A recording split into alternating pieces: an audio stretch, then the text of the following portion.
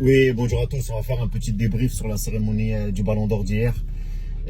Comme on le pressentait, malheureusement, Sadio Mané a fini aux portes du podium.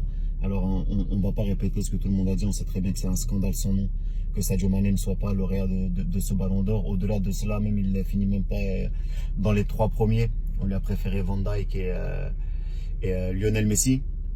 Alors pour revenir sur le cas de Sadio Mané rapidement, on a vu qu'il n'était pas présent à la cérémonie. Il a mis une petite vidéo pour dire que il avait match mercredi, il préférait se concentrer sur cet événement. Je pense qu'il a très bien fait.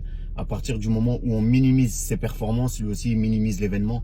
Et il a bien fait de ne pas se présenter là-bas. Pour moi, lorsqu'on proteste, on dit non. Et voilà, il ne va pas juste venir là pour s'asseoir, regarder les autres récolter des prix quand il n'était même pas nominé dans le FIFA de Best, quand il n'était même pas dans l'équipe type de la saison de l'année dernière. Donc à un moment, la farce, il faut qu'elle s'arrête. De toute façon, ce n'était pas le seul. Beaucoup d'Africains ne se sont pas présentés. Je pense qu'ils ont brillé par leur absence. Voilà, donc ça c'était pour remettre les choses dans leur contexte.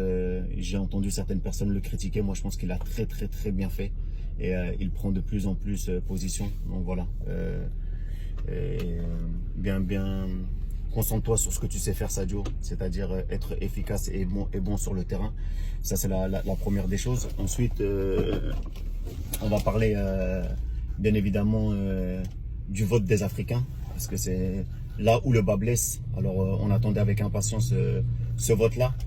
Quand on voit que des grands pays du football, et je dis bien des grands pays du football, qui sont le Cameroun, le Ghana et la Côte d'Ivoire, pour ne citer que, n'ont pas mis Sadio Mané en tête de liste, je me pose des questions.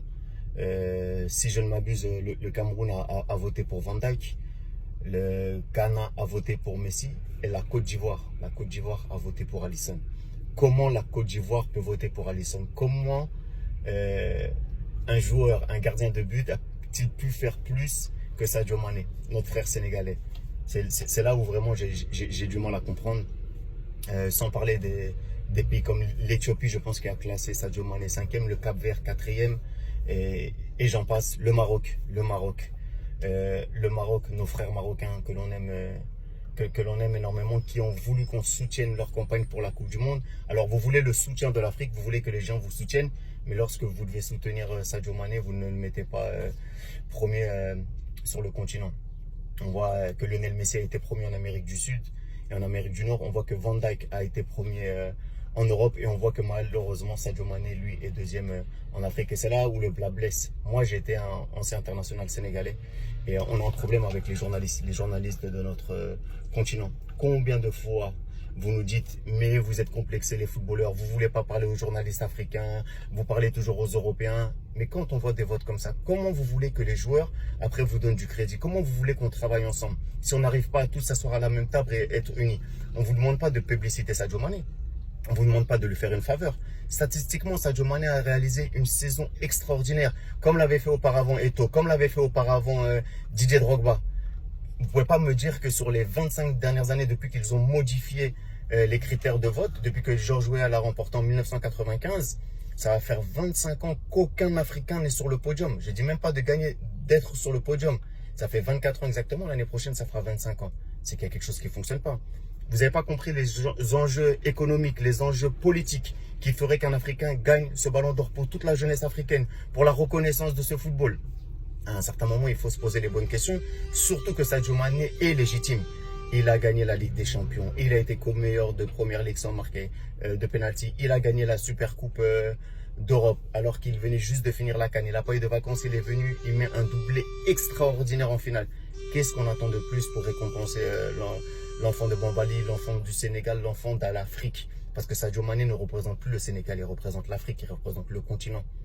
Et c'est ça que les gens doivent se mettre dans la tête. Il n'y a pas de concurrence entre le Cameroun, la Côte d'Ivoire, le Ghana. Non, on est tous africains, on est tous des frères. On doit tous tirer dans le même côté. Et à partir du moment où on ne comprendra pas ça, on ne pourra pas avancer.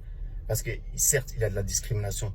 Moi, je ne peux pas comprendre qu'un Européen ne puisse pas mettre Sadio Mané numéro 1. On voit bien dans le vote de France Football qu'en France, on a mis Sadio Mané numéro 1. Et c'est pas parce qu'ils sont européens qu'ils doivent voter pour Van Dijk, ou parce qu'ils sont sud-américains qu'ils doivent voter pour Messi. On doit voter pour le plus méritant. Mais si nous-mêmes, on ne montre pas l'exemple, les autres ne vont pas suivre. Et c'est là où le bas blesse. En tout cas, je pense qu'il va falloir vraiment qu'on ait une prise de conscience collective, parce que je ne peux pas penser que nous, nos footballeurs africains ne sont pas meilleurs que ceux qui sont là-bas de l'autre côté, de l'autre côté de l'hexagone. Donc voilà, c'est vraiment un coup de gueule, c'est un cri du cœur. On demande juste à être reconnu à notre juste valeur. Il y a beaucoup de gamins qui rêvent. Cette distinction, on sait qu'il y a beaucoup de lobby derrière, mais voilà, c'est pas en restant assis et en dénonçant sans travailler qu'on va pouvoir faire avancer les choses. Quoi qu'il en soit, Sadio Mané, continue à travailler, continue à être celui que tu es. Voilà, on a énormément de talent sur le continent et il va falloir qu'à un moment on puisse s'unir, parce que si on ne s'unit pas, on pourra pas aller de l'avant malheureusement.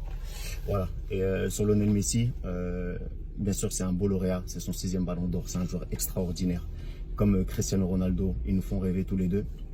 Mais si vous regardez les moments clés, et en fait c'est ça qu'on dénonce, c'est que sur les moments clés cette saison, vous pouvez me dire tout ce que vous voulez, me parler par A plus B, qu'il a marqué 50, 100, 200. Sur les moments clés, il n'a pas été décisif.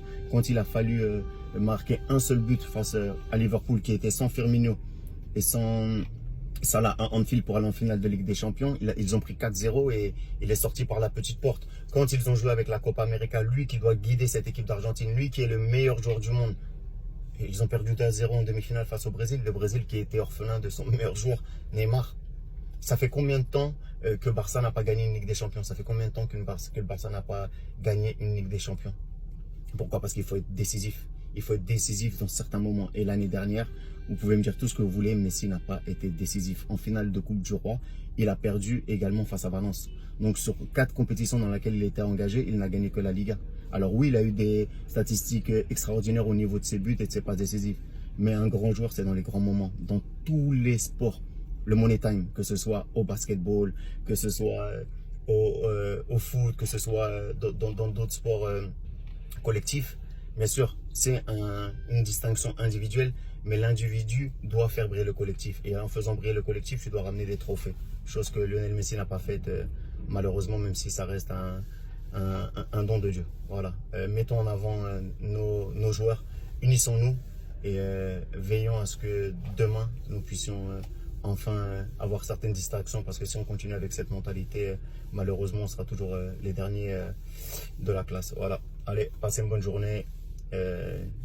Voilà, on continue à parler, à lutter, et en espérant qu'on puisse un jour ou l'autre tous tirer du même côté. Ciao, ciao.